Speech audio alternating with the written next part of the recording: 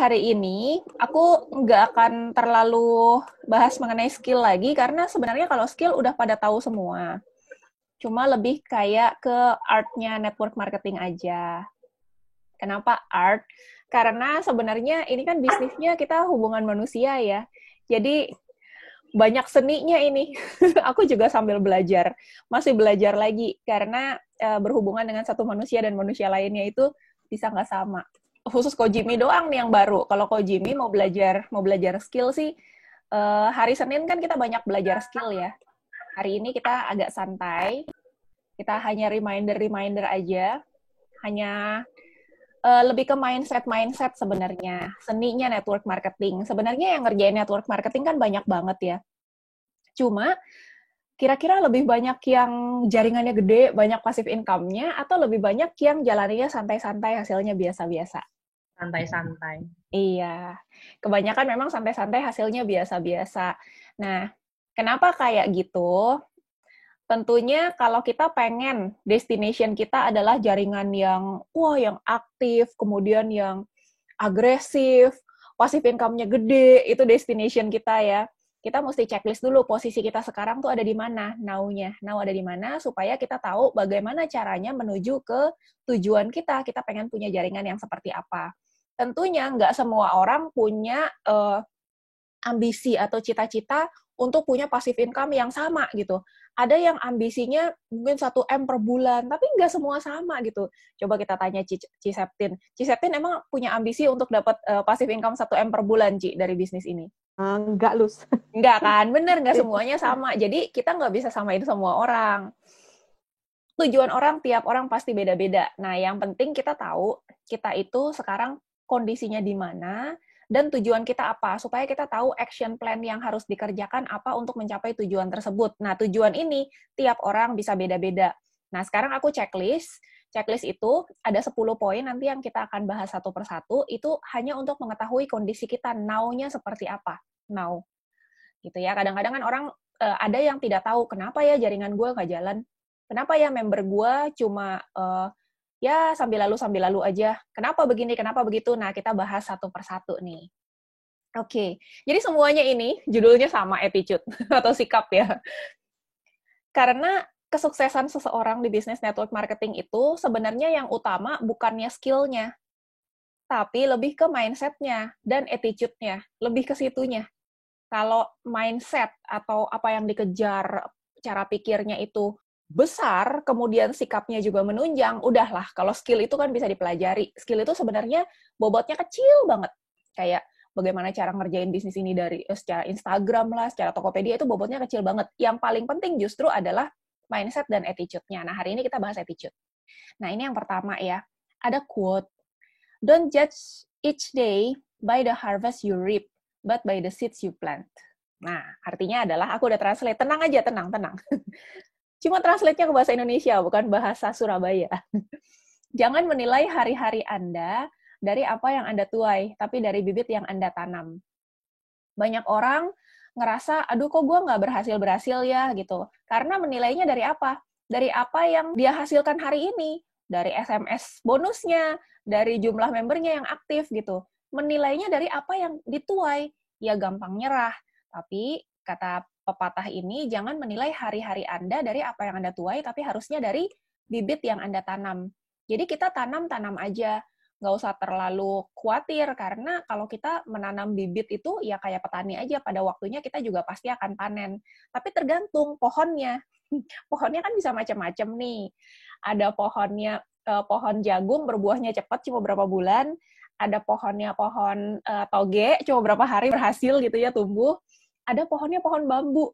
Nah, kalau yang pernah dengar video aku di YouTube mengenai filosofi pohon bambu, pasti pada tahu ya. Pohon bambu itu ketika ditanam, sampai 5 tahun nggak kelihatan pertumbuhannya. Jadi nggak ke atas-atas, dia nggak, udah ditanam, udah dipupuk, udah disiram gitu-gitu aja, nggak kelihatan hasilnya. 5 tahun loh. 5 tahun lama banget kan. Orang 1 tahun aja udah ngerasa gila kali ngerjain sesuatu yang nggak kelihatan hasilnya. Tapi pohon bambu itu numbuhnya 5 tahun, dia nggak kelihatan karena nggak ke atas, numbuhnya itu ke bawah, ke akarnya. Nah, di bisnis jaringan, banyak sekali orang-orang yang secara konsisten ngerjain, tapi di 5 tahun pertamanya juga hasilnya nggak langsung booming. Kenapa? Karena banyak yang harus dia pelajari, kayak misalnya dia belajar sikap-sikapnya, kemudian belajar cara menghadapi downline, belajar banyak sekali, sehingga yang diperbaiki itu justru kepribadiannya dulu, kemampuan berbicaranya, banyak sekali yang diperbaiki, hasilnya belum kelihatan. Banyak nih member-member yang kayak gini, kayak yang kalau yang hadir pertemuan setiap Senin malam pasti ngelihat ada orang-orang yang hadir, tapi mana postingan income-nya gitu. Karena yang tumbuh itu memang bukan langsung income-nya. Mereka prosesnya itu numbuh ke akar-akarnya dulu. Jadi ketika jaringannya berkembang, numbuh ke atas, akarnya tuh udah kuat banget. Mereka sudah siap. Nah, justru yang numbuh ke atas cepat, belum tentu akarnya kuat. Nanti jadinya kayak beberapa leader yang sudah pindah ke MLM lain. Jadi perkembangan income-nya tidak ditunjang sama perkembangan sikapnya. Nggak siap punya jaringan yang besar dengan segala permasalahannya, nggak siap punya income yang besar dengan segala cara ngaturnya yang mereka nggak tahu gitu. Nah, ini satu ya reminder supaya teman-teman melihat itu jangan hanya dari hasil hari ini, tapi lihat prosesnya. Menilailah dari berapa banyak sih bibit yang kita tanam hari ini. Rutin nggak take care sama bibit-bibit itu? Tuh. Nah, ini ada pertanyaan. Pertanyaan ini, jadi ada 10 pertanyaan yang aku biruin. Nah, ini teman-teman boleh kasih catatan. Kasih catatan, centang atau silang ya. Jawabannya nanti banyakan centangnya atau banyakan silangnya. Kalau centang itu berarti udah bagus, udah oke. Kalau silang berarti harus diperbaiki. Nah, pertanyaannya, apakah Anda membiarkan perasaan kecil hati karena hasil yang diraih belum sesuai dengan apa yang Anda impikan, membuat Anda mengendurkan usaha, bahkan berhenti berjuang? Jadi kendor nggak nih usahanya dibanding pas awal-awal? Atau berhenti nggak nih di jalan? Nah, ini kadang-kadang lupa ya, ngelihatnya soalnya dari hasil tuaian hari ini. Tenang aja, petani nanam nggak langsung besok tuai. Kecuali petani toge cepet. Oke, tapi kan kita pengen hasilnya jangan hasil toge dong. Kita kan pengen pohonnya yang kokoh ya. Nah, itu yang pertama. Ada yang ingin memberikan tanggapan, teman-teman? Aku merasa hening sekali hari ini. Yang kedua, quote-nya adalah, when you want something, all the universe conspires in helping you to achieve it. Nah, ini dari Paulo Coelho, dari The Alchemist. Kalau udah pernah baca bukunya ya. Ada puisi ini.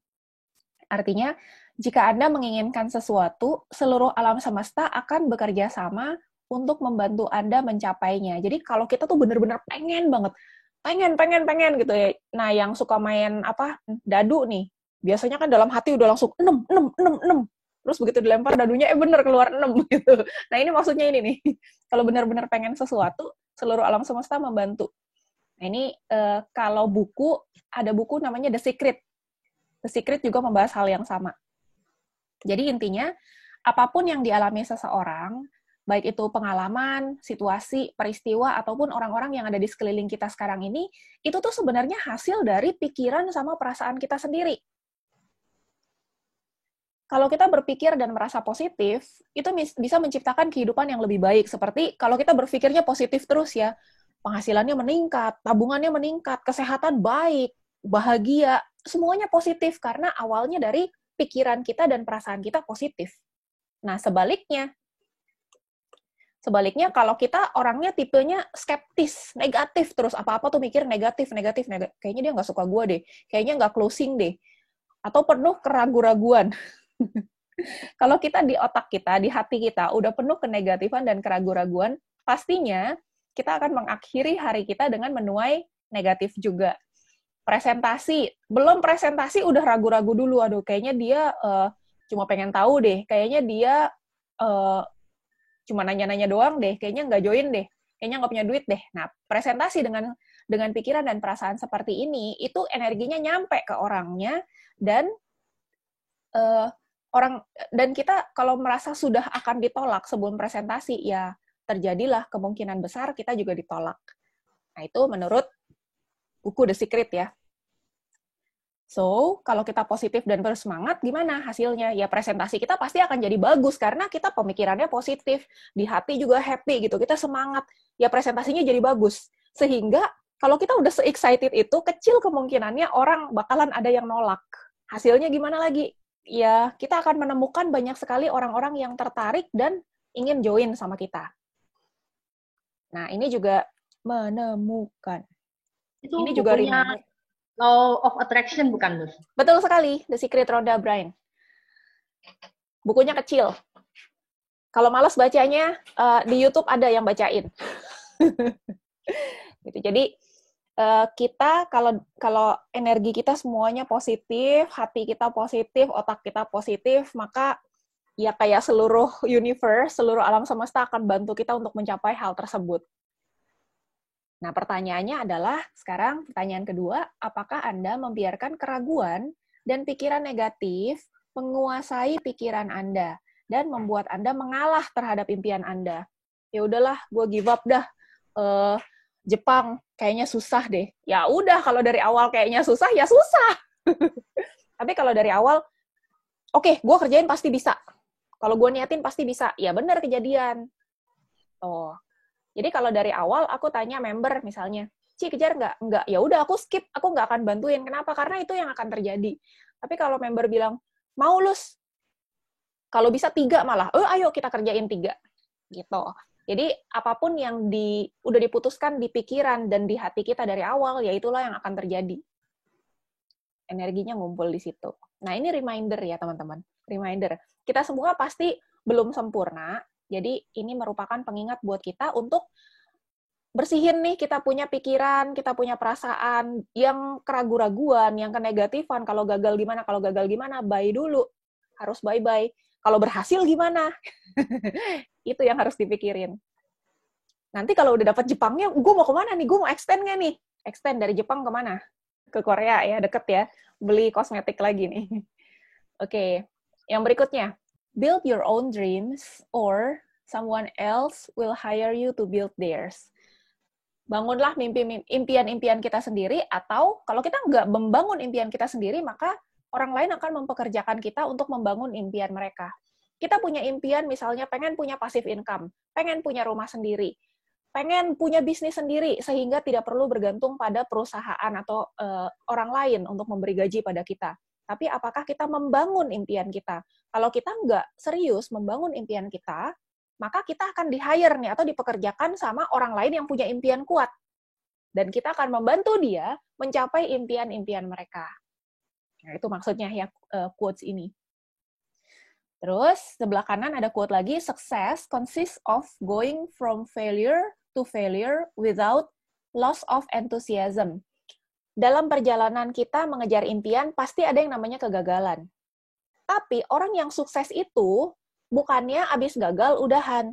Nah, orang bisa mencapai sukses itu karena kegagalan demi kegagalan, dia jatuh bangun lagi tanpa kehilangan antusiasme. Without loss of enthusiasm. Jadi, tetap semangat terus, positif terus. Ayo, kita belajar apa dari kegagalan kemarin, bangun lagi, kejar lagi. Belajar apa dari kemarin, kenapa kemarin nggak hit? Oh, ternyata salah strategi, fokusnya udah di hari-hari terakhir, mestinya dari awal. Gitu. Jadi, kemarin-kemarin mungkin nggak dapat trip yang Changjiajie, nggak dapat yang Hokkaido, nggak dapat yang sebelum-sebelumnya. Kenapa gagalnya? Oh, karena nggak fokus. Oh, karena nggak diniatin gitu. Jadi belajar dari kegagalan itu, bangkit lagi, kejar lagi yang baru. Jangan sekali gagal, ya udah gagal terus seumur hidup ya. Nah, gimana caranya supaya kita menjadi sukses, bisa fokus ke impian kita, nggak gagal terus udahan. Nah, pertanyaan biru nih, apakah Anda punya dream board atau papan impian? Melihatnya setiap hari. Mesti punya dulu dream board-nya, isi impian-impian kita, dilihat setiap hari, diceritakan kepada orang-orang terdekat, terutama tim ya, terutama upline-upline. Itu harus tahu impian-impian kita, supaya ada yang ngingetin dan ada yang semangatin. Kalau kita nggak pernah ceritain kepada orang lain, ya udah, dia hilang. Dan mendiskusikannya dengan leader Anda. Nah, ini ya, reminder lagi nih pertanyaan ketiga. Udah punya belum nih dream board? Udah dilihat belum tiap hari? Kalau di aku dream board-nya ada banyak nih. Di pintu ada dream board. Itu ada nama-nama yang aku lagi fokusin. Terus di depan meja kerja aku juga ada dream board juga. Itu isinya lebih kayak aku ke Jepang mau ajak siapa aja. Jadi kalau kita udah leader kelasnya, kita bukan fokus kepada titik kita sendiri, gue mau kejar berapa tiket. No. of course kita kejar buat diri sendiri karena kita perlu menunjukkan ke tim kita bahwa kita kredibel. Gue ngomong, ayo kejar-kejar, gue juga ngejar. Bukan gue orang yang munafik, suruh lo kerjain, kejarin, gue juga nggak kerjain. Dan gue juga nggak tahu bisa, nggak tahu nggak, gitu. Jadi aku juga kejar 3 tiket, Cang Cia juga dapat 3 tiket gitu. Jadi aku juga proof bahwa oh gini cara kerjanya pasti bisa. Itu yang diajarin ke timnya. Gue udah buktiin gue bisa, bukan gue teori doang gitu. Nah kayak gitu. Omdo ya. Bukan omdo, iya. Terus kita sendiri nggak achieve gitu. Ayo BOP, terus gue nggak BOP. Ayo ya SMCAS, terus gue nggak SMCAS. Oh my God. Itu siapa timnya yang bakalan ikut? Semua duplikasinya kayak gitu, omdo juga. Jadi ketika kita ngomong dream board, ya, aku easily akan tunjukin dream board di sekeliling aku. Ini baru di kamar kerja aku, di depan pintu sana ada juga. Pokoknya di apartemen aku isinya board semua. Either stiker whiteboard atau benar-benar whiteboardnya. Gitu. Nah, yang pernah kesini pasti tahu lah. Ada lagi yang mau ikut, siapa nih? Maria Magdalena. Cai. Oke, jadi ini reminder teman-teman yang belum punya dream board, kalau kita nggak ada dream board, itu kita bangun-bangun kan kayak, gue mau ngapain hari ini, akhirnya menjalani rutinitas yang bukan ke arah pencapaian impian kita. Padahal kalau kita punya impian yang besar, ya nggak bisa yang cara kerjainnya gitu-gitu doang. Kita harus punya fokus, punya dream board, lihat setiap hari ceritain ke orang-orang. Kenapa harus ceritain? Karena itu jadi afirmasi, jadi kita juga fokus. Kalau nggak diceritain ke orang, pasti lupa soalnya. Udah sibuk sama kerjaannya masing-masing di kantor, pulang lupa, capek. Udah bisa masak, makan aja udah syukur. Bisa goleran bentar, terus tidur. Dan besok mengulangi lagi hari-hari yang sama, lupa sama impiannya. Jadi dream board itu memang sangat-sangat penting sekali. Dream board ya. Kalau dream book sebenarnya boleh kalau dibuka tiap hari, tapi kalau book aku nggak yakin teman-teman buka tiap hari. Kalau board gede pasti dilihat tiap bangun tidur. Udah pada dijawab teman-teman? Pertanyaannya 1, 2, 3 tadi? Udah ya? Centang berapa, silang berapa udah? Wallpaper HP termasuk dream board bukan? Termasuk. Dan dream board itu ketika sudah dicapai harus segera diperbarui. Buat Cai baru masuk, kita hari ini santai, Ci. Hari ini santai, kita cuma bahas quote-quote aja. Tapi di tiap quote itu ada pertanyaan biru yang Cici perlu jawab di buku catatannya masing-masing. Cuma ada 10 kok. Ya, nah ini checkpoint karena kalau kita kondisinya sekarang dan kita pengen mencapai sesuatu, kita harus tahu bagaimana cara mencapainya. Nah ini step by step-nya, art-nya, network marketing, seninya mengembangkan bisnis jaringan sehingga kita bisa menghasilkan jaringan yang terus bertumbuh dan penghasilan pasif yang terus bertumbuh. Oke, tadi pertanyaan pertama, apakah kita membiarkan perasaan kecil hati karena hasil yang diraih belum sesuai? Jadi ini menilai dari hasil ya, hasil hari ini kok income gue cuma segini, orang-orang udah ngerjain 3 tahun, 4 tahun hasilnya lebih deh. Itu berarti menilai dari hasil. Padahal kita semestinya menilai dari bibit yang kita tanam. Jadi asalkan hari itu kita sudah menanam, sudah menebar benihnya, menebar bibitnya, don't worry too much. Nanti secara alami, bisnis itu akan bertumbuh sendiri, income itu akan datang juga. Jadi justru yang harus ditanyakan, berapa banyak bibit yang sudah ditanam hari ini? Kalau nggak nanam bibit, ya jangan heran kalau tuaiannya tidak ada. Terus yang kedua tadi, apakah kita membiarkan keraguan dan pikiran negatif menguasai pikiran kita? Perasaan-perasaan kayaknya gue nggak bisa deh. Kayaknya dia nggak join deh. Kayaknya begini, kayaknya begitu, gitu. Penuh keraguan, penuh pemikiran-pemikiran negatif. Apakah kita membiarkan pemikiran negatif dan keraguan-keraguan kita membuat kita mengalah terhadap impian kita? Terus ketiga, dream board. Nah, dream board, apakah kita sudah punya dream board atau papan impian, melihatnya setiap hari, ceritain ke orang-orang terdekat, dan mendiskusikan dengan leader kita. Itu yang ketiga ya. Banyak orang tahu, karena di training how to start udah dikasih tahu, tapi lupa, nggak dikerjain. Nah, itu baru 3. Sekarang kita masuk ke yang keempat. Yang keempat ini quote dari Jim Rohn. Jim Rohn ini adalah mentornya Tony Robbins ya, Anthony Robbins. Dia bilang, formal education will make you a living. Self-education will make you a fortune. Artinya, pendidikan formal yang kita sekolah, SMA, kuliah, dan lain-lain, S1, S2, itu hanya akan membuat kita bertahan hidup. Will make you a living. Kita bisa cari duit untuk bertahan hidup. Bertahan hidup doang ya. Tapi, bila kita mengembangkan diri, self-development, self-education ya, mengembangkan diri. Jadi setelah selesai sekolah kita masih belajar, maka itu yang membuat kita jadi dapat a fortune atau jadi kaya raya, punya duit banyak. Orang yang tajir melintir, yang kayak Warren Buffett, itu bener-bener bukan cuma kerja doang kerjanya, tapi dia belajar, dia mengembangkan diri. Kalau ada yang tahu, Warren Buffett itu tiap hari baca buku berapa jam sehari. Cara paling efektif untuk jaga pikiran tetap positif adalah dengan menyisihkan waktu khusus setiap hari untuk memprogram pikiran-pikiran kita dengan hal-hal yang positif. Tadi kita udah bahas pentingnya berpikiran positif ya. Kalau keraguan-raguan dan negativitas itu ya alam semesta akan membantu terwujudnya pikiran negatif dan keraguan tersebut juga.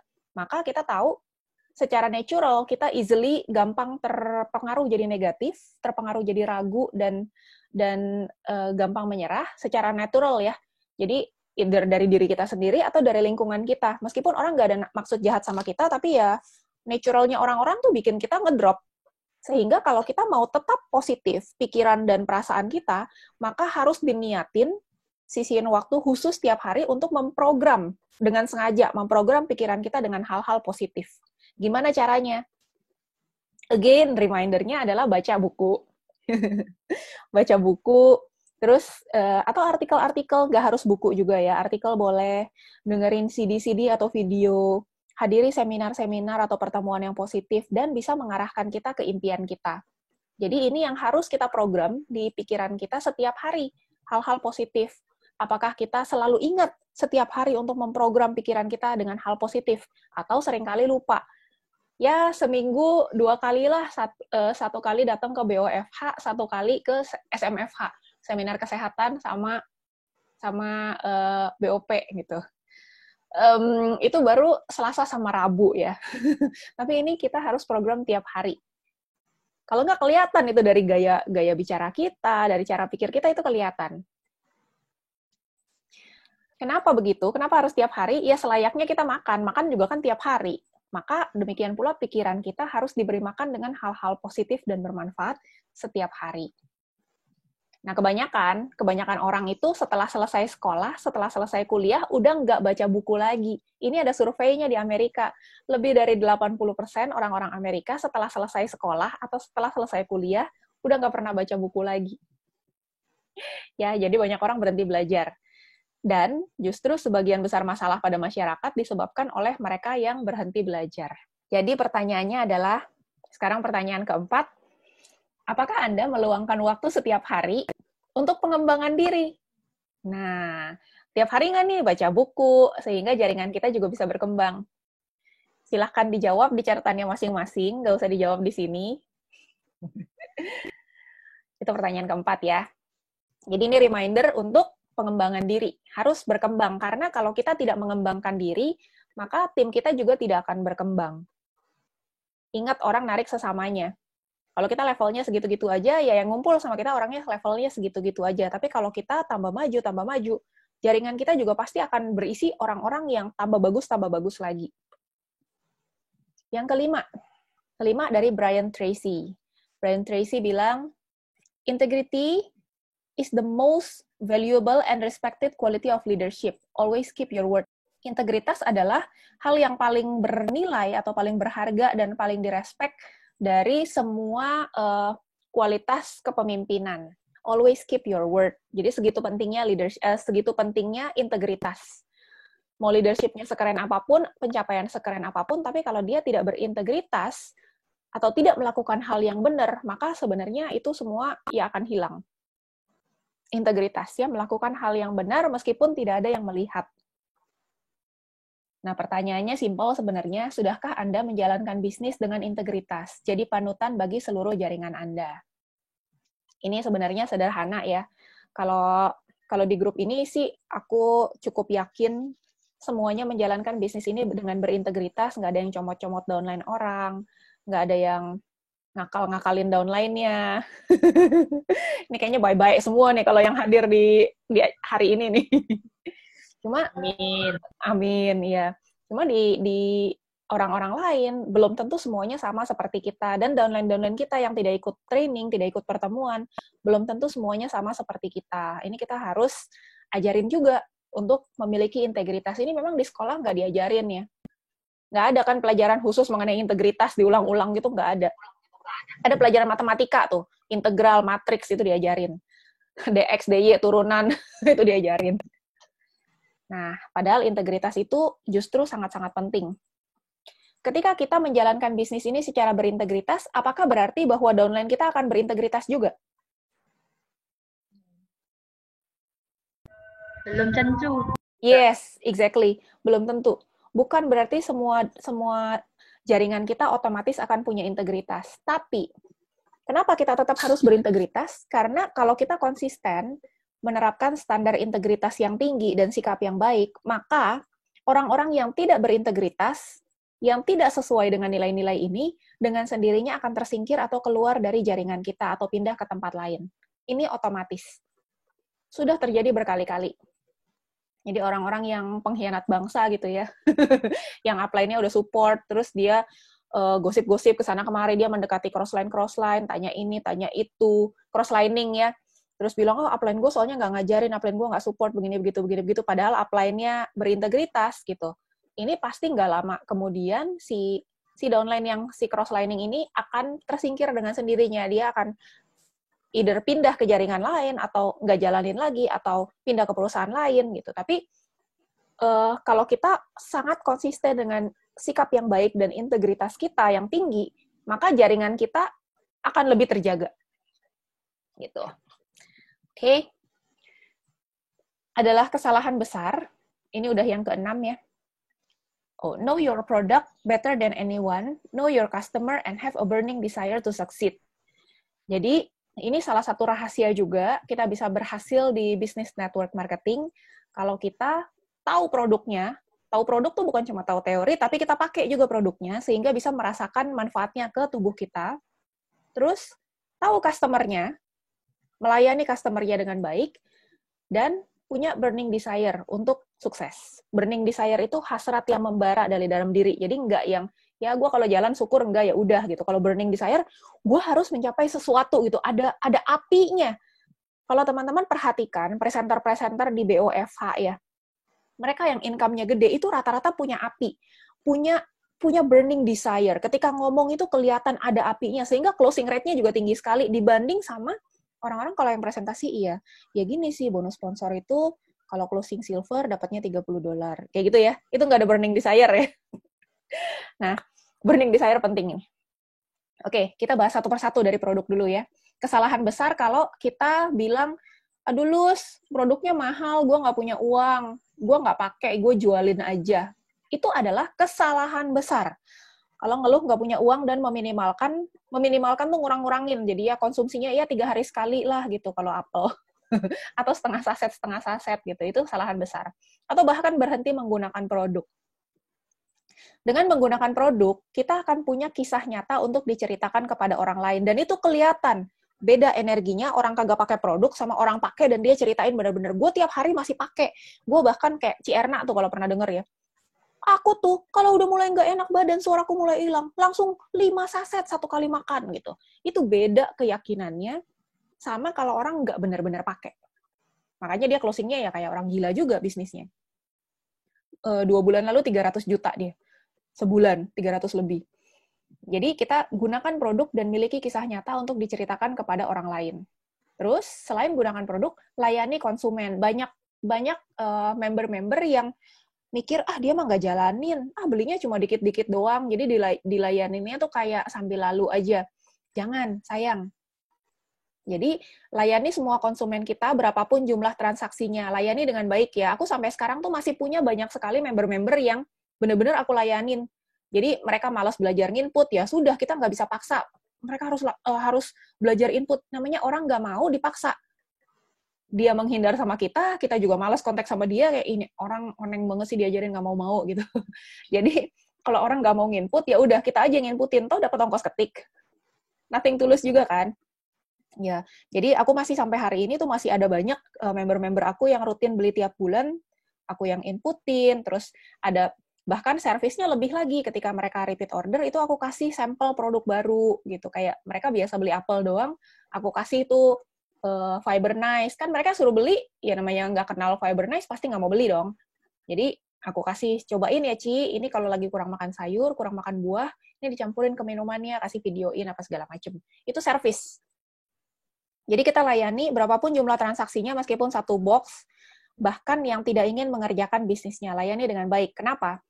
Karena memiliki basis pelanggan yang besar dan kuat sangat penting untuk dapat menciptakan suatu kekuatan pembelian yang besar dan memberikan penghasilan yang menakjubkan. Nanti aku kasih hitungannya di slide berikutnya.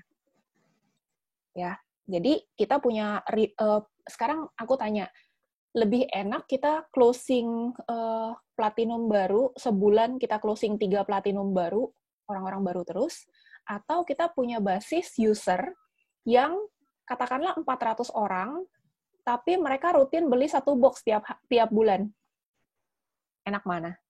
400 tadi, Lus. Enak 400 user. Iya, enakan user ya. Kita nggak perlu presentasi lagi, mereka udah repeat terus.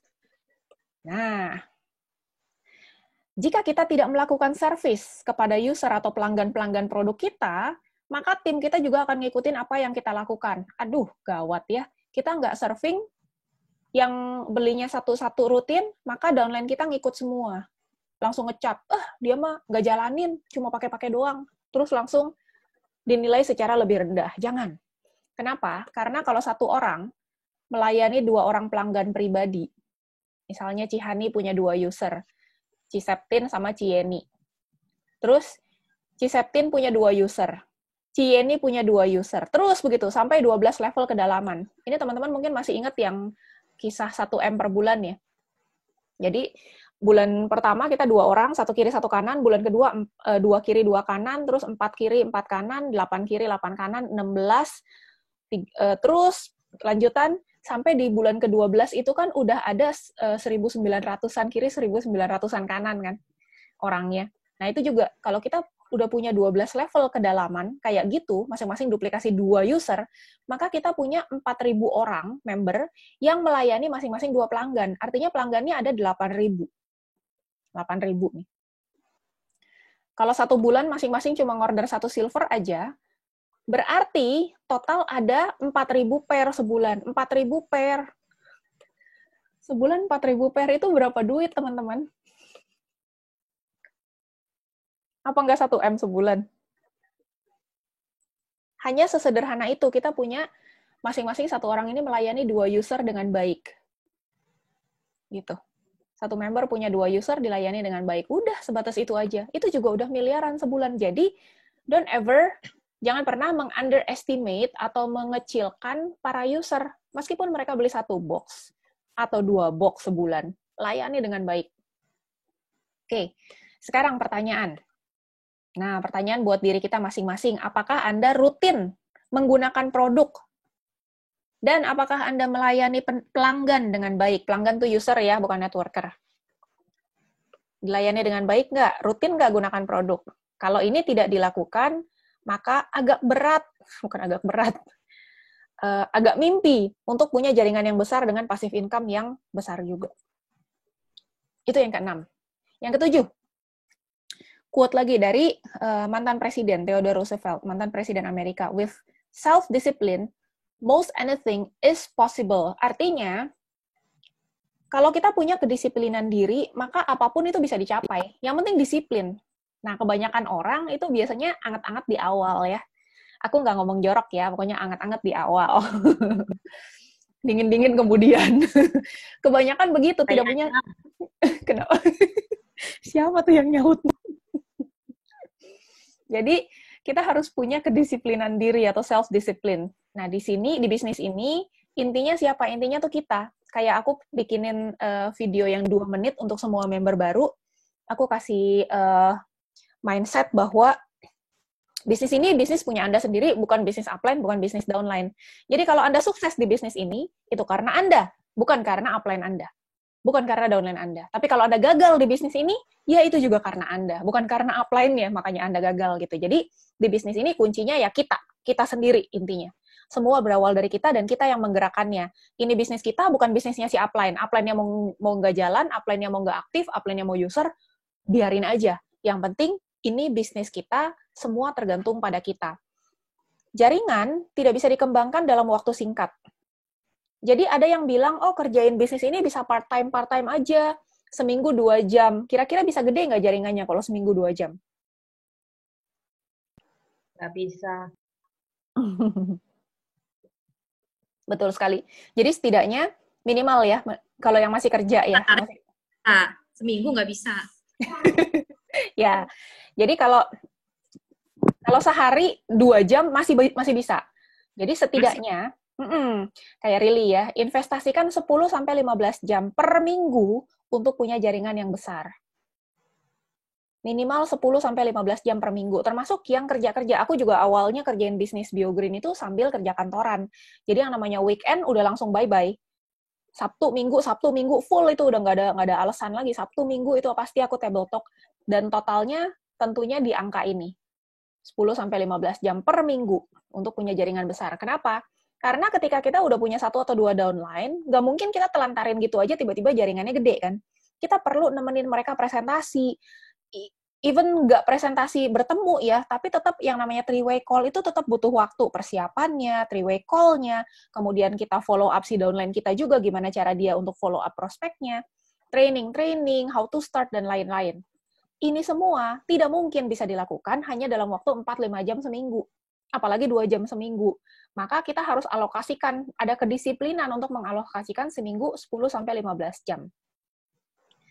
Nah, amatir menghabiskan banyak waktu untuk menyibukkan diri. Amatir ya, orang-orang yang ya masih amatiran lah, belum profesional. Profesional mendedikasikan waktu sebanyak mungkin untuk aktivitas yang menghasilkan uang. Nah, kalau yang udah pernah ikut training Lucy pasti pernah dengar mengenai IPA.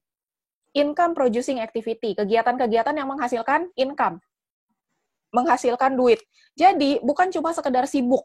Oh, sibuk nih urusin user ini, sibuk nih urusin user itu. Bukan.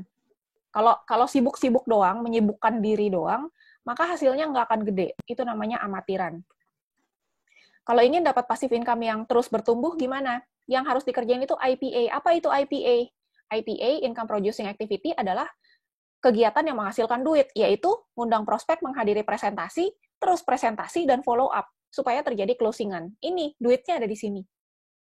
Follow up termasuk ya, follow up downline juga. Supaya dia dari user kemudian bergerak ke seller, dari seller bergerak ke networker, dari networker bergerak ke leader, dari leader bergerak ke core leader. Nah, itu baru kita masif pertumbuhan jaringannya. Jadi ada step by step-nya yang nggak bisa santai-santai aja. Nah, 10-15 jam, Lus, gimana arrange-nya? Gitu. Jadi kita harus luangkan waktu, biasanya weekend, kalau aku planning weekend, di hari Minggu itu aku luangkan waktu untuk menyusun jadwal seminggu berikutnya.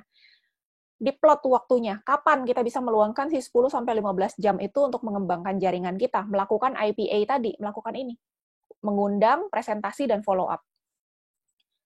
Ya, jadi planning, setiap minggu kita planning buat minggu berikutnya, dan disiplin untuk kerjain 10-15 jam, diplot tuh mau di hari-hari apa, jam berapa, dan apa yang akan kita lakukan. Siapa yang mau diundang, terus siapa yang mau dipresentasiin secara online, siapa yang mau dikasih link YouTube aja untuk presentasinya. Sudahkah, ya pertanyaannya yang ketujuh ya, sudahkah Anda melakukan perencanaan, planning? Udah lakukan belum nih planning, seminggu mau ngapain? Dan fokus pada aktivitas-aktivitas yang menghasilkan uang, pada IPA itu. Mengundang, presentasi, dan follow up. Sudah belum? Nah, itu pertanyaan ketujuh ya, silakan dijawab masing-masing. Berikutnya yang ke-8. Nah, ini ada quote lagi, success comes from knowing that you did your best to become the best that you are capable of becoming. Translate-nya, kesuksesan datang jika kita dengan sadar melakukan yang terbaik dan menjadi yang terbaik dari yang Anda bisa. Ini baru bisa sukses. Kita lakukan versi terbaik dari yang kita mampu, baru bisa sukses. Bukan ya sekedar-sekedar gitu ya. Harus dengan sadar melakukan apa yang terbaik. Bagaimana melipat gandakan penghasilan dan membuatnya terus bertumbuh? Bagaimana caranya? Melipat gandakan penghasilan dan membuatnya terus bertumbuh. Ada yang bisa jawab? Kebanyakan orang itu hanya bekerja sama atau fokus sama orang-orang yang ngasih penghasilan. Hanya fokus ke kaki lemah. Ini adalah sebuah kesalahan besar. Bekerja hanya dengan orang-orang yang memberi Anda penghasilan. Karena yang namanya kaki kuat, kaki lemah itu nobody knows ya. Bisa jadi tiba-tiba si kaki lemah kita yang kita take care terus, tiba-tiba dia bertumbuh udah jadi kaki kuat, terus kaki lemahnya jadinya nggak bisa apa-apa. Itu bisa terjadi. Tiba-tiba kaki kuatnya tiba-tiba off, karena nggak pernah disupport. Atau dia cuma support downline langsungnya aja, tapi kedalamannya dia tidak kenal, dia tidak care, dia ya nggak urusin gitu. Itu juga adalah kesalahan besar. Kenapa? Ingat, kalau kita pengen punya jaringan yang besar, ini kita di grup meeting hari Senin yang 3 minggu lalu kita bahas core ya, batu bata sama batu kali. Yang belum ikutan, nanti minta linknya ke Cihani atau Rili, link untuk training yang batu bata. Training batu bata. Ya, ada perumpamaan batu bata itu. Karena kalau kita tidak membangun ke kedalaman, itu nggak kuat jaringan kita. Kalau di binary itu, kita minimal harus punya 10 lapis ke dalam, kita harus kuat. 3 core. Tapi kalau leader-leader doang, 10 lapis. Jadi harus punya 3 core. Apa itu core? Nah, itu penjelasannya agak panjang, mesti nonton di video yang training. Jadi kita harus bekerja di kedalaman. Misalnya, contoh misalnya Cihani punya downline Ciseptin. Ciseptin ini tidak berambisi untuk punya jaringan yang besar, untuk punya passive income, untuk punya leader-leader yang jalan sendiri. Dia tidak, contoh ini bukan beneran, tidak ada keinginan untuk mengembangkan leadership-nya dan mendevelop orang menjadi punya passive income juga. Belum terpikir lah ke arah sana, mungkin belum waktunya. Nah, Cihani sendiri sebagai upline-nya, dia pengen punya jaringan yang besar. Kalau Cihani mentok cuma urusin Ciseptin aja, dia nggak ke kedalaman, maka punah ini jaringan. Jadi kalau seorang upline-nya Cihani ini pengen di bawahnya Ciseptin itu ada yang bisa jalan gitu, karena ini kan kedalaman, satu garis kedalaman juga kan. Kedalaman ini dapat 3 core, maka dia harus turun lapangan sendiri, harus bantu sendiri, approach sendiri. Jadi kayak misalnya Ciseptin add membernya ke grup gitu, cuma welcome biasa. Welcome untuk ya mamih-mamih yang tidak ada ambisi apapun, contohnya misalnya membernya baru masuk. Nah, itu kita welcome di grup, kemudian kita japri, kita perkenalkan diri, salam kenal ya, saya Hani, saya sudah full heart dan full time di bisnis online BGS. Jadi, kalau seandainya ibu atau cici pengen kerjain bisnis ini, saya siap support, udah sampai situ gitu. Nanti 2 hari kemudian follow up lagi, gimana udah konsumsi produknya bla bla bla, karena belum tentu leader-leader tengahnya atau sponsornya si downline baru ini punya action seperti itu, memfollow up sedetail itu. Jadi kita leadernya yang pengen punya jaringan yang bertumbuh, ya kita turun lapangan langsung sendiri gitu. Nah, ini aku banyak lakukan juga ke leader-leader, kalau jaringan yang leader-leader tengahnya ya yang mau nggak mau gitu. Jadi kita yang welcome, terus kita follow up, akhirnya kita arrange waktu untuk how to start, gali dia punya goal, dia punya dream apa gitu, apakah cuma sekedar pengen cakep doang, atau dia ingin juga punya penghasilan sendiri, pengen punya berapa besar, dan lain-lain gitu ya. Jadi kita harus gali ke kedalaman, kita cari orang-orang yang akan jadi leader. Gali nih, siapa yang potensial leader. Nanti yang tengah tersinggung nggak? Kalau dia paham, dia harusnya nggak tersinggung, karena sebenarnya dia terbantu. Kalau bawahnya ada yang jalan, ya dia tinggal kembangin sebelahnya lagi, maka jalan juga, gitu. Tapi ada orang-orang yang bisa jadi nanti akan ya, kalau dia nggak paham, ya bisa. Namanya juga bisnis manusia, kan. Banyak orang yang tidak paham. Dan tidak mau belajar, tidak mau baca buku juga. Jadi, bisa terjadi, gitu, tidak paham. Tapi selama kita berintegritas, kita tidak rebut downline orang, kita benar-benar take care, ya namanya integritas, kita lakukan yang benar, meskipun nggak dilihat orang, maka harusnya waktu yang akan membuktikan. So don't worry, waktu yang akan jawab. Jadi bekerjalah di kedalaman dan dengan orang-orang yang bahkan yang belum memberi penghasilan. Maksudnya apa? Misalnya kita nggak ada tabungan BV ya, kiri kanan nggak ada pairing gitu.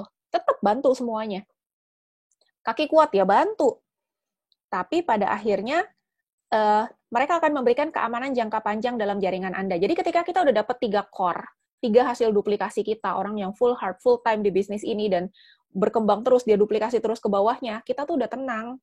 Satu kaki tenang aja tuh udah enak, tinggal urus satunya.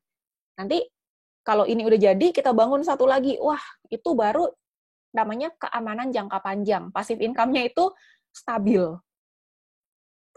Meskipun kita sendiri nggak closing gila-gilaan ya, kayak bulan-bulan ini kan aku juga nggak keluar-keluar rumah karena COVID di Jakarta gitu. Ada member-member yang masih tiap hari keluar-keluar ada, tapi aku tidak senekat itu. Tapi secara income gimana? Karena bukan active income, ya ada active income-nya closing-closing online, tapi majority of my income itu adalah passive income sehingga stabil. Nah, tentu itu yang kita inginkan kan, punya passive income yang stabil dari user-user gitu, bukannya closing baru terus, emangnya ini money game. Kita itu bisnisnya bisnis MLM, jadi kita harus dapat jaringan user, pengguna-pengguna produk yang repeat order terus, maka passive income itu akan jadi stabil. Next, pertanyaan untuk yang ke-8. Sudahkah Anda melakukan yang terbaik yang Anda bisa? Nah, ini pertanyaan berat ya. Kadang-kadang orang nggak konsisten. Hari-hari awal habis training, habis pertemuan, ya, lakukan yang terbaik. Habis itu mulai adem, terus dingin. Nah, sudah melakukan yang terbaik belum yang kita bisa? Terus, sudahkah kita bekerja di kedalaman dan dengan orang-orang yang belum memberi penghasilan, tapi pada akhirnya memberi keamanan jangka panjang dalam jaringan Anda? Ini pertanyaannya untuk dijawab masing-masing. Berikutnya, yang ke-9. Dari Jim Rohn lagi, happiness is not something you postpone for the future. It is something you design for the present. Jadi kebahagiaan itu bukan sesuatu yang bisa kita tunda-tunda untuk masa depan. Ya nanti deh kalau gue udah punya duit baru gue happy gitu. Nanti deh kalau gue udah punya rumah nanti gue pasti happy. Enggak. Kebahagiaan itu adalah sesuatu yang kita rancang, you design ya. Yang kita rancang untuk saat ini. Nah, ini kita akan bicara mengenai merancang masa depan kita termasuk ke event-event ya, pertemuan-pertemuan. Kalau kita datang ke BOFH, BOP, BOFH, sama nih online kan, BOFH, Business Opportunity from Home, itu adalah event-event kecil. Event kecil, impact-nya apa? Event kecil itu mengubah user menjadi pebisnis. Kenapa? Karena mereka jadi paham, oh ini ada bisnisnya, oh hasilnya lumayan, oh payout-nya BioGreen gede gitu, akhirnya jadi seller, jadi pebisnis lah. Event kecil hanya mengubah user jadi pebisnis. Tapi impact jangka panjangnya belum. Justru event besar tuh apa sih? Event besar itu kayak BAGD, BioGreen Annual Gala Dinner. Itu hanya khusus untuk master ke atas. Harus dikejar. Jangan, ya nggak master, ya udahlah, nggak kebagian ikut, ya udah selesai gitu. Nggak gitu. Harus dikejar, harus ikut. Kalau pengen punya jaringan yang gede ya. Terus, event besar lagi, ACE, Annual Celebration Event. Itu event setahun sekali. Event besar, banyak member yang nggak ngerasa butuh untuk hadir. Ya udahlah, sekedar tahu-tahu aja, nanti diceritain ya, Lus, gitu, diceritain. Ada produk baru apa, diinfoin ya, ada promo apa, diinfoin, terus nunggu aja diam-diam di rumah. No, it doesn't work kalau mau punya jaringan yang gede. Nggak inspiring banget sih. Event besar itu bukan cuma ngubah user jadi pebisnis, different. Event besar itu menginspirasi para pesertanya sehingga mereka punya energi yang sangat besar untuk mencapai apa yang mereka inginkan dalam hidup melalui bisnis ini. Impian-impian yang gede itu bisa dicapai. Kenapa? Karena proses ini, pertemuan besar itu difasilitasi oleh besarnya energi. Banyak jumlah orang yang datang, ribuan. Dan bukti-bukti sosial yang ada di acara ini. Kenapa Pak Leri sampai bawa-bawa Ferrari-nya dari Jakarta dikirim pakai truk, dikirim Ferrari-nya jalan dari Jakarta sampai ke Bali. Kenapa? Karena di situ tuh orang jadi ngelihat real bukti-buktinya. Kenapa leader-leadernya sampai bawa mobil gitu? Kenapa enggak ya datang aja ke sana gitu? Kenapa sampai di pertemuan besar itu kita sampai disiapin parkir khusus? Ya itu adalah bukti-bukti untuk menginspirasi member-member yang belum mencapai untuk mendapatkan impian mereka. Kejar. Jadi biasanya memang setelah pertemuan besar yang hadir itu income-nya memang langsung naik, peringkatnya langsung pada naik. Kenapa? Karena terinspirasi dan energi itu tidak bisa didapat dari rumah. Gitu. Segitu pentingnya event-event besar, dan di event besar itu kita bisa ketemu sama founder, bisa foto bareng, bisa shake hand, bisa dengar cerita dia langsung, bagaimana mereka menghadapi masalah-masalah atau tantangan-tantangan dalam hidup mereka, tantangan demi tantangan. Sehingga itu jadi ada magic moment-nya, dapat momentumnya. Biasanya seperti itu event besar. Pasti setelah itu meledak. Nah, sudahkah Pertanyaannya, sudahkah Anda mempromosikan event besar dan menghadiri setiap acara tersebut? Kalau kita nggak datang ke event besar, maka energi kita juga tidak dapat energi yang besar ini. Dapatnya ya energi ini nih, event kecil nih, mengubah user jadi seller. Ya sebatas itu. Oke. Jadi ternyata banyak ya seninya ya kalau mau jaringannya gede. Yang ke-10 yang terakhir. Yang ke-10 ini dari Bruce Lee. Always be yourself, express yourself, have faith in yourself, do not go out and look for a successful personality and duplicate it. Jadi aja diri sendiri. Kita punya apa ya? Punya warna sendiri dalam leadership kita. Jadilah diri sendiri saat memimpin tim Anda. Jadi nggak perlu copy-paste dari orang lain. Jadi kayak misalnya, oh lihat si A, kayak gitu ya caranya ya, dia jualan lewat radio ya, kayak gitu. Nggak perlu tiru-tiru. Kita jadi diri sendiri aja saat memimpin tim kita. Dan artinya ini juga adalah menjadi mentor untuk setiap downline kita. Menjadi mentor. Jadi mentor tuh bukan cuma konsultasi untuk bisnis aja, tapi juga mengembangkan sikap, kepribadian, mengembangkan semuanya, paket lengkap, mengembangkan leadership-nya juga, cara dia mengatasi masalah juga, problem solving-nya, itu kita benar-benar jadi mentor. Mentor kehidupan ini udah. Nah, pertanyaan berikutnya adalah, sudahkah Anda menjadi mentor untuk setiap downline Anda?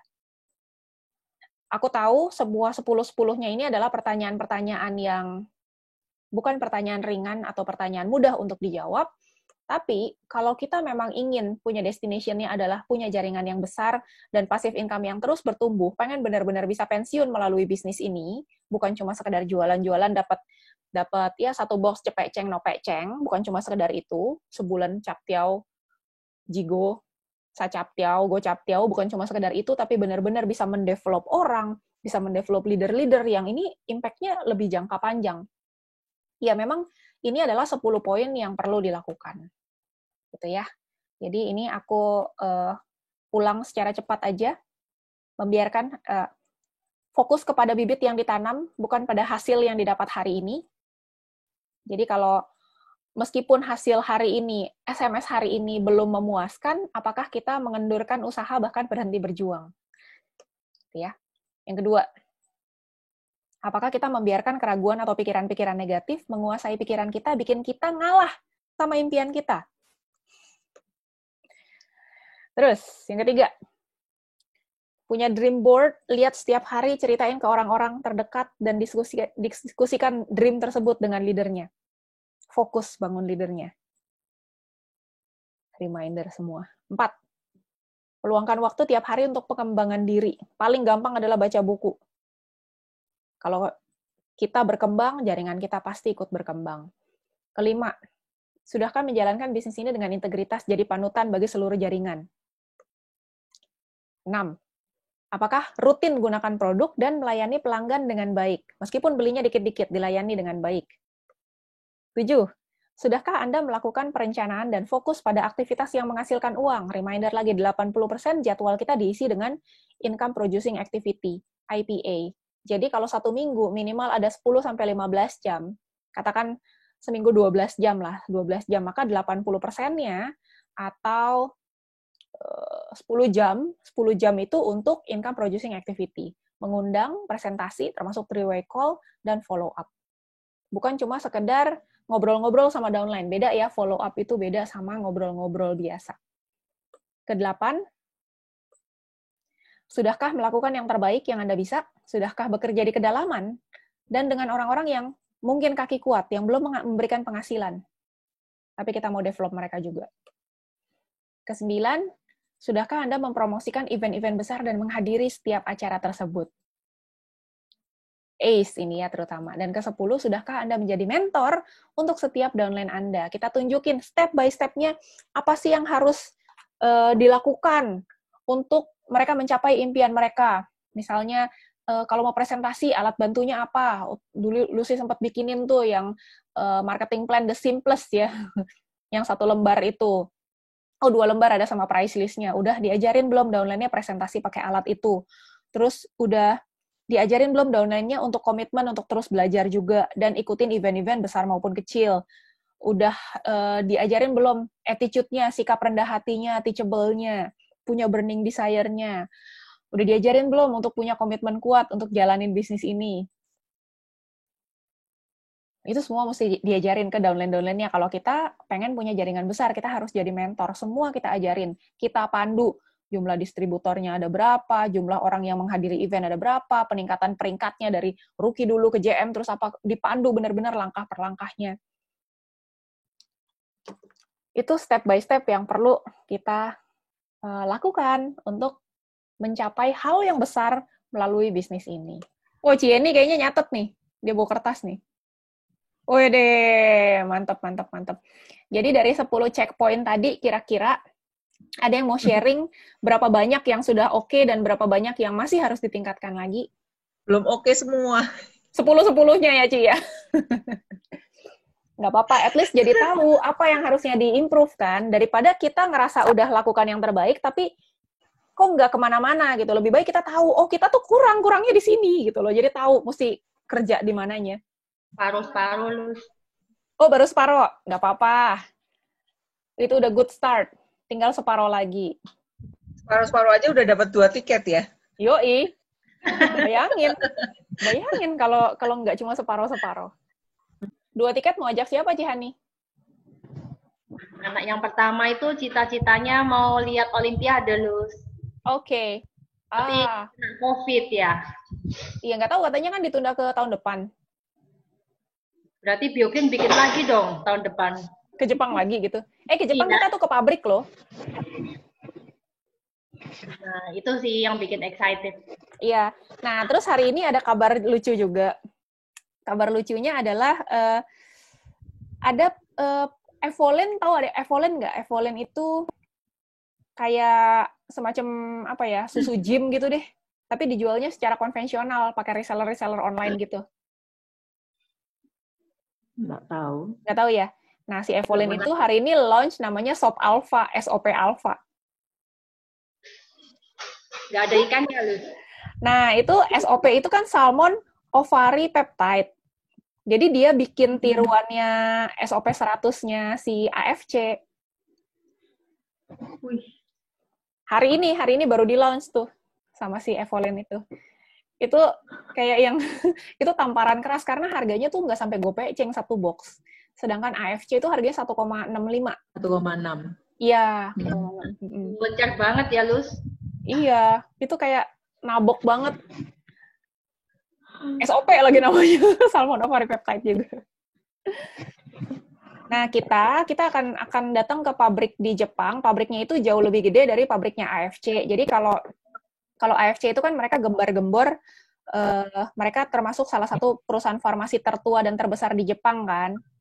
Nah, tapi sebenarnya dalam kenyataannya yang nggak segitunya juga, banyak perusahaan yang jauh lebih gede. Jadi kalau kita search di online itu, di Google, banyak kok perusahaan-perusahaan farmasi, 15 top 5, top biggest-nya aja nggak ada AFC di salah satunya. Jadi dia memang perusahaan yang bukan perusahaan gede gitu, tapi ya itu strategi marketing aja, bluffing ya, ngegede-gedein.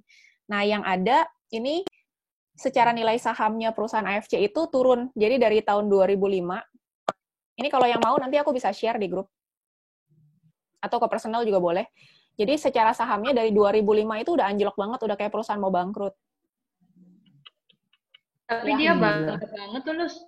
Nah, itu kita compare sama misalnya Takeda. Kalau dia bilang dia salah satu perusahaan farmasi tertua dan terbesar di Jepang gitu ya. Sebenarnya Takeda itu jauh lebih gede. Kalau Takeda pernah dengar dong, Takeda Pharmaceutical Company yang bikin Vitacimin. Yang buat Vitacimin. Benar. Nah, itu sahamnya begini. Hijau. Kalau mereka merah. Jadi sebenarnya nggak sehebat itu juga. Cuma karena di Indonesia itu mereka strategi marketing aja kan ya, bluffing. Itu. Jadi sebenarnya don't worry too much juga. Ada nggak sih member-member yang ditawar-tawarin SOP? Banyak ya. Terus mereka bilang mereka zero defect lah apa segala macam. Tapi lihat di YouTube itu ada YouTube-nya dijelasin sama si Jepangnya kalau ya ada gagumpal juga, terus ada berubah warna juga, dan mereka kasih tahu itu kenapanya. Jadi sebenarnya bukan zero defect juga. Ada kok defect-nya. Terus mereka klaim itu AFC Indonesia adalah kayak cabangnya dari AFC Jepang, itu nggak salah itu ya. Jadi orang legal kita tuh udah sempet kepo juga cari tahu ini beneran nggak sih gitu. Ternyata hasilnya mereka itu maklon. Jadi kayak Biogreen maklon sama perusahaan kayak pabriknya CNI maklon kan numpang produksi pakai third party gitu. Itu biasa sebenarnya di Henkel dulu, perusahaan aku dulu, Henkel kurang gede apa, tapi di Indonesia pakai maklon gitu. Numpang produksi di perusahaan lokal. Tapi ada orang QC yang ngawasin terus di branding lah pakai Henkel punya gitu. Jadi itu sebenarnya common practice, praktek yang normal-normal aja di dunia bisnis. Karena investasi untuk bikin pabrik juga kan nggak kecil kan. So, dia bilangnya dia adalah pabrikan sendiri gitu. Tapi sebenarnya mereka itu maklon, terus mereka bikin PT di Indonesia pakai nama AFC Indonesia. Itu sebenarnya something really stupid. Something really stupid kenapa? Karena AFC Jepangnya itu sendiri adalah perusahaan yang memproduksi, dia bisa jual ke siapa aja. Even Biogreen mau beli pun dia ladenin gitu. Sempat dicoba sama Pak Leri, tapi kita yang nggak mau. Kita di Komnas setelah discuss akhirnya ngapain kita ikut-ikutan. Jadi kesannya kita beli dari AFC juga, what for kita bikin AFC jadi terkenal gitu. Nah, akhirnya memang Biogreen maklonnya ke perusahaan yang lebih gede dari AFC. Jadi kita ke Jepang itu kita akan ke pabriknya yang jauh lebih gede dari AFC. Sekarang sih kita belum ngomong apa-apa. Tapi nanti kita ke sana, kita foto-foto, nah itu akan jauh lebih seru lagi gitu. Jadi AFC Indonesia itu bukan perusahaan Jepang yang investasi di Indonesia ya, no at all. Cuma dia bikin nama PT-nya adalah PT ya bukan PT AFC juga sih, PT apa gitu namanya ada, tapi bukan PT AFC juga. Jadi AFC Indonesia itu not related ke kepemilikannya Jepang sama sekali. Itu cuma akal-akalan doang. Saya bisa pakai nama AFC ya? Iya, sekedar tahu-tahu doang. Nah, kayak gini, kayak misalnya Pak Leri kan awal-awal Apple itu belinya dari Mibel. Bisa nggak Pak Leri itu bikin PT Mibel Indonesia? Bisa kan? Bisa. Tapi kan itu kan bodoh sebenarnya. Karena ketika Mibelnya memutuskan kontrak, nah kita kelar dong.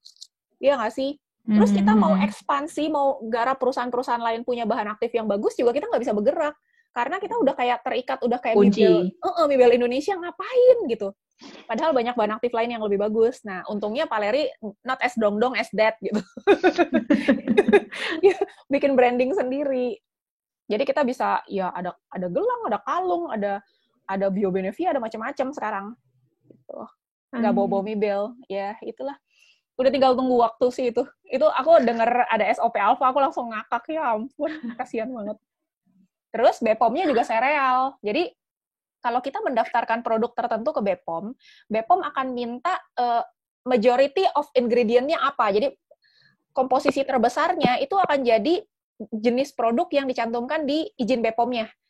Gitu. Jadi kalau kita kan serbuk buah apel gitu ya, berarti kita serbuk apelnya itu paling gede. Tapi kalau SOP 100 itu main ingredient-nya adalah sereal. Jadi kalau dicek BPOM-nya sereal. Itu kan kayak yang lo ngaku-ngaku stem cell salmon tapi sereal. It's like silly. Nah, itu aku juga punya pengalaman lucu, Lus. Apa tuh? Ada teman nanyain hair serum karena rambutnya udah rontok parah kok nggak keluar-keluar.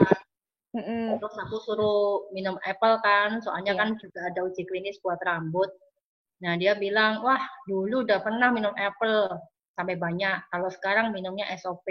Aku bilang, oh sereal sultan ya? Dia kasih stiker tepok jidat gitu. Barang mahal kok dibilang sereal. Aku kasih tuh BPOM-nya. Aku lingkarin. Ternyata responnya, wih, lu, ya ampun, masa sih? Akhir chattingnya, ya udah, kalau SOP ku habis, aku beli Bioben lagi deh. Gitu. Ya, harusnya sih orang yang konsumsi itu akan ngerasain sendiri manfaatnya ke badannya. Jadi udah banyak juga, lama-lama waktu akan buktiin kan. Jadi udah banyak juga yang bilang, gila gue beli mahal-mahal gak ngefek ke badan gue. Ingat nggak yang aku IG Live ditanya mentor? Itu yang interview aku adalah member Diamond-nya SOP. Nah, dia sendiri yang ngomong kan, gila gue udah keluar duit berapa puluh juta, 26 juta. 26 juta nggak ngerasain apa-apa, nyokap gue juga nggak ngerasain apa-apa, nggak dapet apa-apa. Nah, terus yang IG Live aku terakhir yang hari Minggu lalu, F2F yang Face to Face Indonesia, itu si Ko Ivo. Nah, ini temennya siapa? Temennya Rili nih. Istrinya member AFC. Tapi dia kayak yang tersepona gitu. Udah kayak, wow sama BioGreen. Akhirnya closing ya, Ril? Dek, masih mau ketemu nanti, Lus. Kasih cobain BioGold, Ril. Kasih cobain aja sasetan. Dia mintanya sih Biomild.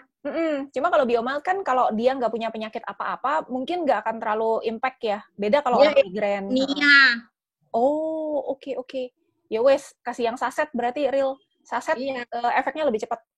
Iya, makanya itu. Sama, menurut gue sih bagus juga dikasih BioGold. Jadi dia benar-benar ngerasain langsung, apalagi Biomild ketemu BioGold kan. Efek depan tuh. Iya, nanti gue bawain juga. Iya, pasti speechless lah dia besoknya. Ya. Itu AP2LI memang ada ya, Lus? Ada. Jadi ada perusahaan-perusahaan yang nggak bisa masuk ke Apli, ya mereka bikin sendiri AP2LI. Ibaratnya gini, Ci, lu sekolah kedokteran, lu nggak diterima masuk ID, nah lu bikin aja sendiri IDDI.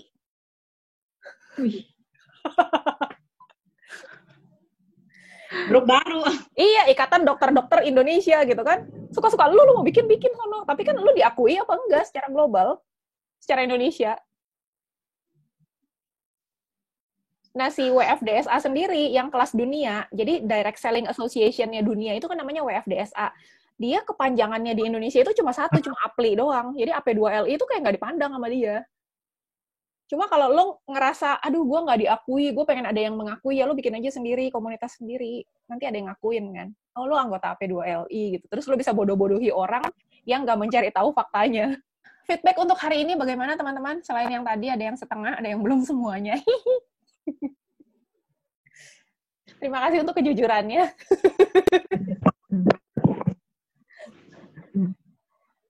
Tapi kalau integritas mah udah lah ya, Ci ya. Paling nggak 1 poin lah. Iyalah. Nggak caplok-caplok downline orang kan, Ci? Enggak. Ya. Kon Jimmy nggak ada suaranya. Kenapa tuh Ko Jimmy? Dia jual mobil nih kayaknya nih, ada Honda-nya nih. Ko Jimmy, Ini ada pertanyaan nggak? jual mobil lo ya, Ci? Iya kok. Cowok sendiri dia takut diperkosa di sini. Kok lucunya dia nggak ada videonya, tulisannya. Oh, buka videonya kok. Really penasaran tuh. Jangan ah. Ini. Dia Malu. takut bener-bener. Malu lagi. Nggak pakai baju kayaknya Real, jadi malu. Hari ini Ko Jimmy dapat closing 3 Apple Mini. Wow. Dan aku nggak punya barang dong. Pinjem punya Yeni. Aku abis Apple Mini. Abis banget. Tinggal Vikwa. Kemarin gue punya 9, udah diborong Caai semua. Gua 4 diborong downline-nya Ciita. Sebenarnya ada 8, tapi udah keluar kayak 1212 online gitu, tiba-tiba 4 downline Ciita. Aduh, langsung habis nggak punya. Merasa kurang power kalau nggak punya barang. Flavia Senin ya, Lucia? Iya, Inflavia Senin. Udah boleh diupdate itu di Tokopedia dan Shopee masing-masing. Shopee nggak usah pakai PO, Tokopedia PO 3 hari apa 2 hari lah.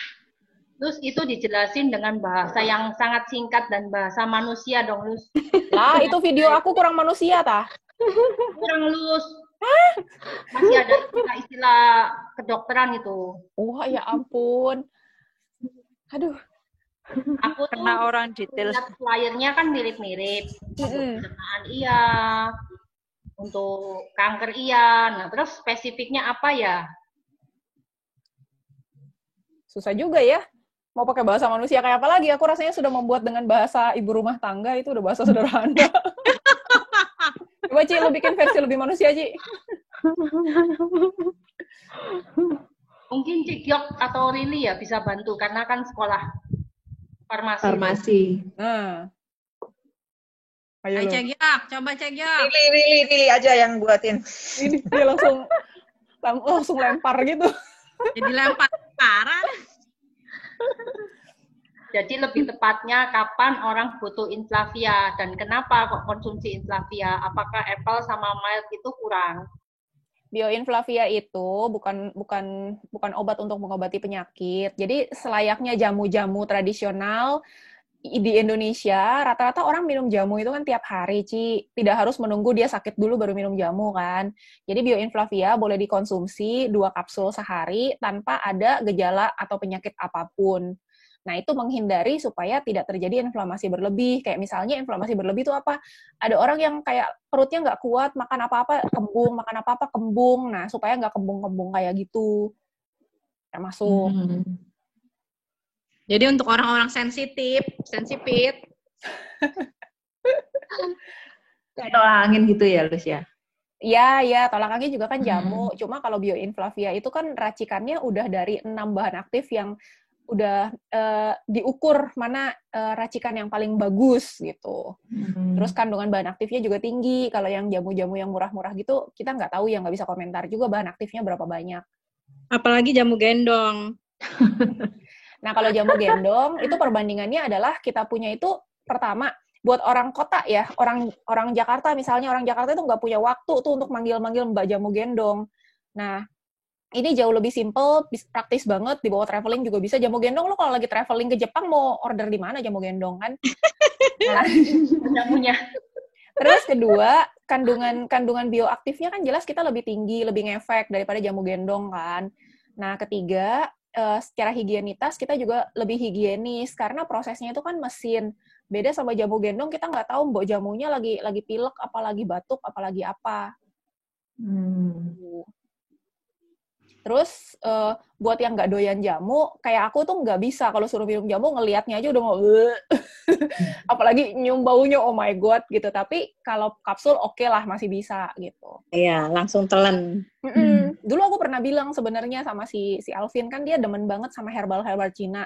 Nah, dia tuh demen banget obat godokan Cina gitu, dan baunya kan serumah kan, lengket kan baunya. Aku bilang enggak deh, di apartemen enggak bikin gitu deh. Akhirnya dia beli yang jamu-jamu yang herbal Cina gitu. Dia nggak sakit apa-apa tapi doyan obat herbal, nggak tahu kenapa gitu. Nah, ini ya bisa buat alternatif solusi itu buat yang kagak bisa nyium-nyium bau gitu. Dia suruh aku minum jahe. Mati gue, nggak bisa, nggak doyan jahe. Aku bilang, kalau ada kapsul gue minum deh. Ternyata sekarang ada versi Bioinflavia. Sama dong kayak laki gue begitu modelnya. Nah, suruh minum ramuan, aduh minta ampun, nyerah. Jadi masing-masing tergantung kita lawannya apa, Cihani, kita bisa compare seperti itu aja. Lo minum jamu nggak? Daripada lo minum jamu-jamu empon mahal cuy. Di Jakarta satu botol empon itu 20.000, 22.000. Empon apaan sih, Lus? Yang jamu anti COVID itu loh, yang resepnya Presiden Jokowi. Oh, nggak tahu. Makanya gue dari kemarin lu ngomong empon apaan ya? Dijual-jual tuh sama orang kayak jamu-jamu anti COVID kan bumbu dapur nih. Yang jamu anti COVID. Ya. Nah, itu tuh cukup mahal, 18-20.000, padahal nggak tahu kandungan airnya berapa banyak, ngefeknya, jahenya kualitasnya yang kayak apa gitu. Oh, itu modelnya cair gitu? Kalau empon-empon tuh cair, jamu di botol. Udah jadi jamu cair begitu? Udah. Ya, prosesnya nggak tahu, dan airnya sama bahan aktifnya banyakan mana nggak tahu. Kalau di kita, jahe merahnya juga khusus gitu, bukan sekedar jahe merah yang di pasar. Semuanya ada standarnya, ada uji klinisnya. Dan lebih murah, satu kapsul itu nggak sampai ceban. Kalau empon-empon kan mahal. Gampang lagi bawa-bawa. Mantap kan? Yang banyak kalau gitu. Gue udah sampai input 1 gold khusus Bioinflavia. Daripada nungguin apel terus kagak datang-datang. Nah, ini salah satu alternatif juga. Kita pakai barang impor itu stoknya kan kalau pandemi kayak gini susah keluar dari bea cukai. Kalau bahan lokal ya nggak ada masalah di bea cukai. Stoknya lebih aman. Ya untunglah kita palerinya pinter gitu, gerak cepat. Kalau launching ini dulu, ini produk lokal apa segala macam. Kalau ngarepin menggaung-gaungkan 100% impor, 100% impor terus, ya ketika stoknya nggak bisa datang, bengong loh. Ya iya kayak gini sekarang. Apelnya kosong kayak kemarin. Biogold, ampun deh. Sampai capek ngebilangin orang. Iya, Biogold itu sempat bahaya dah. Tapi kalau apel sih nggak terlalu lah. Gue juga masih ada stok nih, Real, kalau perlu. Gue udah minta sih kemarin sama Jenny. Iya. Kalau apel sih nggak terlalu masalah. Biomalt juga nggak masalah kemarin. Biogold, iya gue akui itu keterlaluan. Ya ampun, gue mah kemarin sampai diomel-omelin orang. Ya akhirnya gue kirimin barang gue, tahu nggak? Udah kebuka, gue kasih minum laki gue 1 saset. Yang penting dia bisa melakukan pertempurannya. Orang ya udah gue kirimin barang gue deh. Mungkin dia udah lemah banget, Ril. Mesti dibantu dengan Biogold. Oke. So, Apple awal Agustus atau pertengahan Agustus ya, Lus? Awal Agustus yang stevia, kalau pertengahan yang Vicua, yang amis. Oh, akhirnya stevia duluan. Iya. Gue udah umumin kemarin, Ril, di Moluskas. Lo kagak buka Moluskas nih, ketahuan. Ya. Maklum, Bu, yang dibuka banyak. Jadi gitu bukanya ya? malam nih. Sip deh. Kebutan sama anak, Bu, handphonenya. Ya elah, beliin kali buat anak, dami-dami aja. Terus jadi lama-lama yang kita minum makin banyak ya, Lus? Tergantung kebutuhan, Ci. Tidak harus semuanya diminum. Jadi rasanya butuh yang mana itu aja. Kan kepengen tahu, Lus, gimana Ya, betul. badan kita. Kalau aku yang rutin ya paling si Apple SC sama Biomild sih. Sama. Sekarang nambah fiber. Oh iya bener-bener, fiber juga gue bikin. Aku fiber setiap hari, Lus. Rogenik kadang-kadang. Oh oke. Rogenik itu laki gue. Soalnya kan gue bangunnya siang. Laki gue udah bangun pagi-pagi. Jadi dia minum Rogenik aja tahan sampai siang tuh. Ntar gue siang bangun baru masakin. Katanya minum Rogenik, pupnya bagus, Lus. Iya, iya. Ada lagi nggak nih yang mau nanya-nanya nih? Kalau nggak ada, Terus kita coba foto-foto. kemarin siapa tahu ada yang mau ikut training lu nanti. Oh, kita itu setiap hari Senin ada training. Pakai Zoom. Bukan, trainingnya lu mau ikut ini nanti jam 8. Oh, oke. Jam 8 tuh ada training, tapi pakai bahasa Inggris. Pada mau ikut nggak ya? Aduh, roaming, Lus. Roaming ya? Ya udah, nanti diceritain aja lah. Soalnya ini memang rada berat bahasa Inggrisnya, mereka kan native, jadi cepat banget ngomongnya. Kemarin gua suruh ngajakin mereka rooming semua, lu sekarang. Terus training ini dibikin berapa minggu sekali, Lus, buat yang grup Surabaya ini? Kalau grup Surabaya, leader-leadernya udah ada masternya, udah dari Lili, udah dari Cihani, harusnya jalan sendiri. Rutinnya seminggu sekali. Nah, aku jadi pembicara tamu, bolehlah sebulan sekali. Ayo, Ril, bikin, Ril, seminggu sekali. Boro-boro. Ya, atau kalau enggak, nebeng dulu di aku nggak apa-apa, yang hari Senin. Ikut yang Zoom aku hari Senin. Request lah lu 2 minggu sekali. Menurut Ngana bikin materi cepet. Gue nggak tidur semalaman tahu ini bikin ini. Gue udah bingung ini mau bikin materi apa, nama-namanya udah nama-nama lama semua, udah pada tahu semua. Akhirnya gue kumpulin quote tuh kan. Tapi oke lah, Mbak, hari ini trainingnya bermanfaat ya teman-teman. Banget. Terima kasih. Terbayar tidak tidur gue. Jangan lupa mimpinya jadi tergali lagi kan. Ya, betul. Aturan gue nonton Samkok 6 episode kemarin. Akhirnya gue cuma 2 episode. Yang 4 gue bilang udah laki gue tidur sana tidur. Gue bikin materi training. Ada yang nonton gak sih Samkok? Sanko? Three Kingdoms? Enggak, Lus. Itu bagus banget. Ya demen yang begituan, Lus. Oh, oke.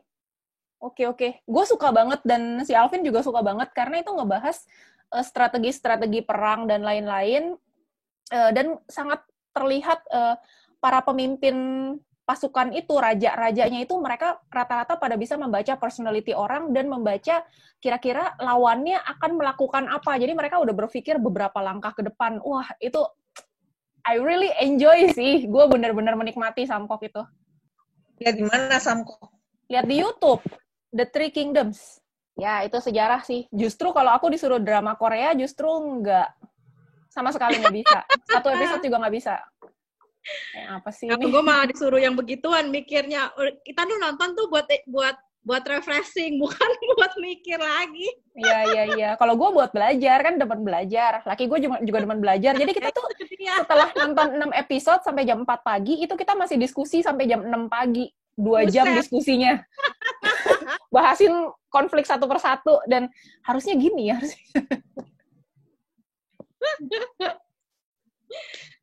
Kalau demen belajar personality atau strategi pasti suka lah. Kita foto dulu yuk sebelum ada yang kehilangan sinyal.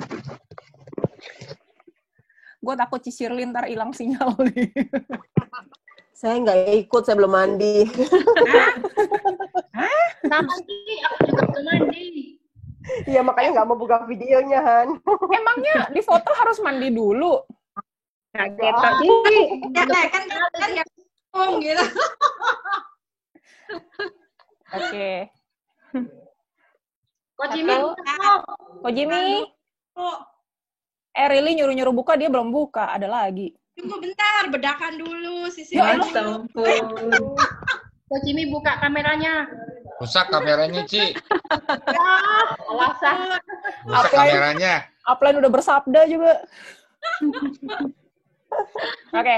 1, 2, 3. Sip. Halus. Thank Oke. Thank you. Ini juga senang Thank ketemu you, lagi ya sama Allah. semuanya. Thank you, Lus. Thank you. Sama. Thank you, Julsi. Sama-sama, Dek. Sampai ketemu hari Senin ya. Oke. Ya. Bye.